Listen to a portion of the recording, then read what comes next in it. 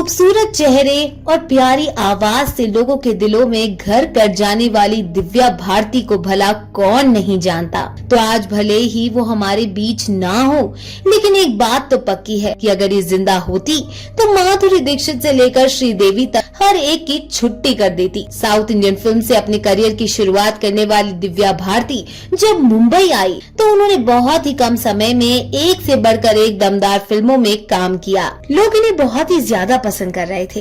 तभी अचानक से एक खबर आती है कि दिव्या भारती ने छत से कूदकर अपनी जान ले ली। तो आखिर ऐसा क्या हुआ जिसने दिव्या भारती जैसे चमकते सितारे को मरने पर मजबूर कर दिया?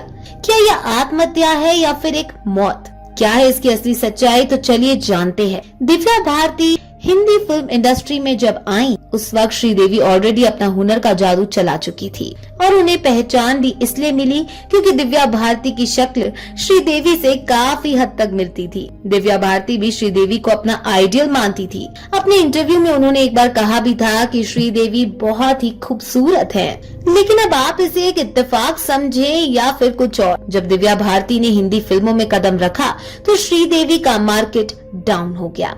और तो और जब दिव्या भारती की मौत हुई तो वो बहुत सारी फिल्मों में काम कर रही थी। उनकी मौत के बाद वो फिल्में श्रीदेवी की झोली में आ गई। अपने 3 साल के फिल्मी करियर में दिव्या भारती ने 14 हिंदी और 6 साउथ इंडियन फिल्मों में काम किया, जो कि एक अभिनेत्री के तौर पे बहुत बड़ी उपलब्धि है, क्योंकि इतने कम उम्र में इतनी जल्दी लोगों के दिलों में अपनी जगह बना लेना हर किसी के बस की बात नहीं होती। और इनकी सबसे ज्यादा प्रसिद्ध फिल्मों में एक थी शोला और शबनम, जिसमें गोविंदा ने इनके साथ काम किया था और फिल्म के प्रोड्यूसर थे साजिद नाडियाडवाला। इस फिल्म की शूटिंग के दौरान ही साजिद गोविंदा से मिलने के लिए सेट पे आए थे। तब गोविंदा ने दिव्या की मुलाकात साजिद नाडियाडवाला से करवाई थी। इसके बाद सुनने में आया कि साजिद और दिव्या के बीच में प्यार हो गया और बाद में ये खबर भी आई कि दिव्या भारती ने साजिद नाडियाडवाला से शादी कर ली, जबकि उनकी शादी ऑलरेडी हो चुकी थी। लेकिन फिर भी उन्होंने 1992 के अंत में दिव्या भारती से शादी कर ली और ये पूरी शादी इस्लामिक रीति रिवाजों से हुई थी। काजी ने इन दोनों का निकाह करवाया, जिसके बाद दिव्या का नाम सना नाडियाडवाला हो गया।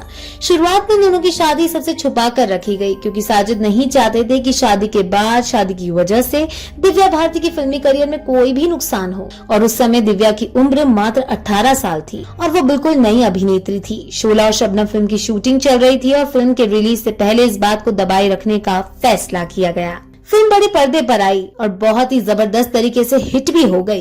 इसके बाद 1993 में साजिद नाडियाडवाला ने मुंबई के वर्सोवा इलाके के तुलसी अपार्टमेंट में 5वीं मंजिल पर एक फ्लैट लिया, जिसमें दिव्या भारती रहती थी और उनके भाई कुणाल भारती का उस घर में आना जाना लगा रहता था। बाकी माता पिता दिव्या भारती से अलग रहते थे, लेकिन हैरान करने वाली बात तो ये थी कि जो फ्लैट साजिद ने दिव्या को दिया था वो ना तो साजिद नाडियाडवाला के नाम पे था और ना ही दिव्या के नाम पे। वो फ्लैट तो किसी और के ही नाम पर था।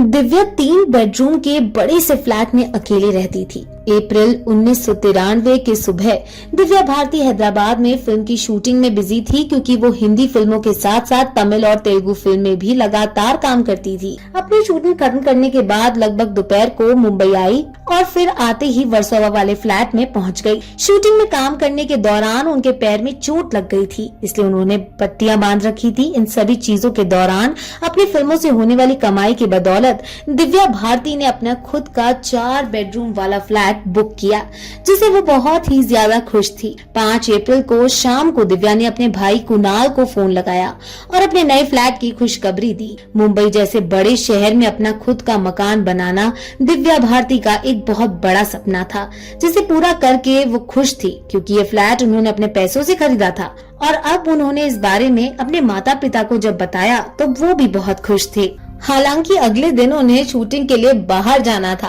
लेकिन एक तरफ उनके पैर में चोट लगी थी तो दूसरी तरफ फ्लैट बुक करने की खुशी थी। इससे दिव्या भारती ने ये मांग रखी कि फिल्म की शूटिंग 6 अप्रैल की जगह 7 अप्रैल को की जाए, ताकि वो एक दिन आराम कर सके। इस बारे में दिव्या ने प्रोड्यूसर से भी बात कर ली और प्रोड्यूसर भी मान गए। 5 अप्रैल 1993 की शाम को दिव्या भारती अपने ही घर में थी। तभी उनकी दोस्त नीता लुला ने उन्हें फोन किया, जो आने वाली फिल्मों में पहने जाने वाले कॉस्ट्यूम के बारे में दिव्या से बात करना चाहती थी। क्योंकि नीता लुल्ला ही उनके सारे कपड़े डिजाइन करती थी, जो कि एक बहुत बड़ी फैशन डिजाइनर है। दिव्या भारती की अधिकतर फिल्मों में नीता ही उनके कपड़ों को डिजाइन करती थी, जिसके चक्कर में दोनों के बीच अच्छी दोस्ती हो गई थी। नीता ने जब दिव्या को फोन किया तो दिव्या ने कहा कि आप लोग मेरे घर आ जाइए, घर पे ही सारी बात कर लेते हैं। रात करीब 9 बजे नीता लुल्ला अपने पति श्याम लुल्ला के साथ दिव्या के घर पहुंची। नीता के पति श्याम पेशे से एक डॉक्टर थे, लेकिन इन सभी के बीच अच्छी दोस्ती थी, इसलिए वो भी अपने पत्नी के साथ दिव्या भारती के घर पहुंच गए। उस वक्त दिव्या के वर्सोवा वाले घर में केवल 4 ही लोग थे, दिव्या भारती, उनकी नौकरानी नीता लुल्ला और उनके पति श्याम लुल्ला। दिव्या भारती अपनी सहेली नीता और उनके पति से बातें कर रही थी। ये सब लोग आपस में काम की बातें कर रहे थे। वहीं नौकरानी किचन में खाने पीने की चीजें तैयार कर रही थी। कहा जाता है कि बातचीत के दौरान सभी लोग शराब पी रहे थे और रात करीब 11 बजे तक दिव्या भारती शराब पीती रही, जिसके बाद वो किचन में जाती है। किचन में उनकी नौकरानी ऑलरेडी काम कर रही थी, जो बहुत पहले से दिव्या भारती के साथ रहती थी और उन्हें और उनके घर को संभालने का काम करती थी। दिव्या भारती के माता पिता ने उनकी नौकरानी को बचपन से ही अपनी बेटी की तरह पाला था और दिव्या भी उनको दीदी कहकर बुलाती थी। दिव्या की नौकरानी उनसे इतना ज्यादा प्यार करती थी कि दिव्या की मौत के 1 महीने बाद वो भी हार्ट फेलियर से चल बसी। अब वो मरी थी या किसी बात को छुपाने के लिए उन्हें मारा गया और फिर हार्ट फेलियर का नाम दे दिया गया, ये बात अभी भी एक रहस्य है, क्योंकि दिव्या भारती की मौत से जुड़ी सारी जानकारी सिर्फ और सिर्फ रहस्य ही है। बताया जाता है कि 5 अप्रैल की रात 11 बजे के आसपास जब दिव्या किचन में पहुंची तो वो अपनी खिड़की की दीवार पे बैठने लगी। वो दीवार लगभग 12 इंच की थी और दिव्या ने अच्छी खासी शराब पी रखी थी और वो पूरी तरह से नशे में थी। वैसे तो मुंबई के फ्लैट में खिड़कियों पे लगी जाली होती है, लेकिन उनकी खिड़की पे जाली नहीं लगी थी, इसलिए जब दिव्या भारती दीवार पे बैठकर हवा खाने की कोशिश कर रही थी तभी वो बैलेंस नहीं बना पाई और 5वीं मंजिल से डायरेक्ट जमीन पर गिर गई। जिस जगह पर दिव्या गिरी वह सोसाइटी की गाड़ियां पार्क होती थी, लेकिन इत्तेफाक देखिए उस दिन जब दिव्या गिरी तो वहाँ एक भी गाड़ी मौजूद नहीं थी। आखिर रात के 11 बजे वो सारी गाड़ियां गई तो गई कहाँ? क्योंकि जब दिव्या भारती 5वीं मंजिल से कंक्रीट के फर्श पे गिरी तो जाहिर सी बात है कि उनके बचने की कोई उम्मीद नहीं थी। इतनी ऊंचाई से जमीन पे गिरने के बाद कोई बहुत किस्मत वाला ही इंसान होगा जो मौत को चकमा दे दे, लेकिन दिव्या भारती की किस्मत इतनी अच्छी कहाँ थी।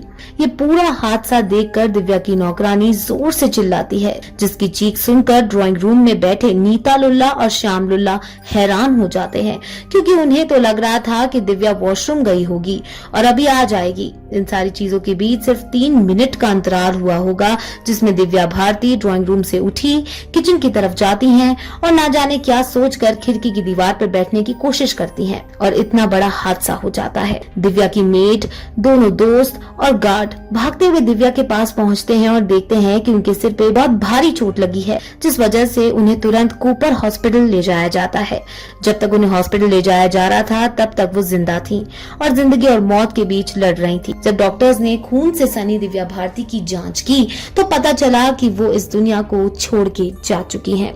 इस हादसे के पूरे 5 सालों तक दिव्या भारती की मौत पे जांच हुई, लेकिन 1998 में उनकी मौत को एक्सीडेंटल डेथ बताकर केस बंद कर दिया गया। इन 5 सालों में पुलिस ने हर एक पहलू को खंगाला और इस दौरान बहुत सी बातें सामने आई, जैसे दिव्या भारती और साजिद नाडियाडवाला के बीच में कुछ मुटाव हो गया था, जिसके कारण दिव्या एक नया घर लेकर उसमें रहना चाहती थी। ऊपर से दिव्या भारती और उनके सास के बीच बिल्कुल भी नहीं बनती थी। इस दौरान साजिद नाडियाडवाला के संबंध अंडरवर्ल्ड से होने की खबर भी सामने आई थी।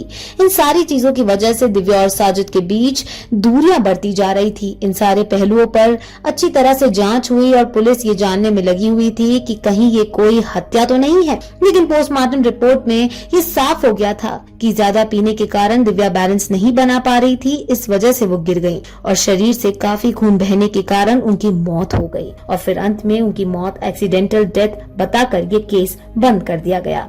लेकिन क्या पता उन्हें किसी ने गिराया हो, क्या पता इस पूरे मामले में किसका हाथ हो, क्योंकि दिव्या भारती की मौत इतनी जल्दी हो ये बात किसी को हजम नहीं होती, क्योंकि ये कोई छोटी बात नहीं है। बाकी आपको दिव्या भारती की मौत के बारे में क्या कहना है कमेंट में जरूर बताइएगा और इस तरह के वीडियोस को देखते रहने के लिए चैनल को सब्सक्राइब करना मत भूलिएगा। धन्यवाद।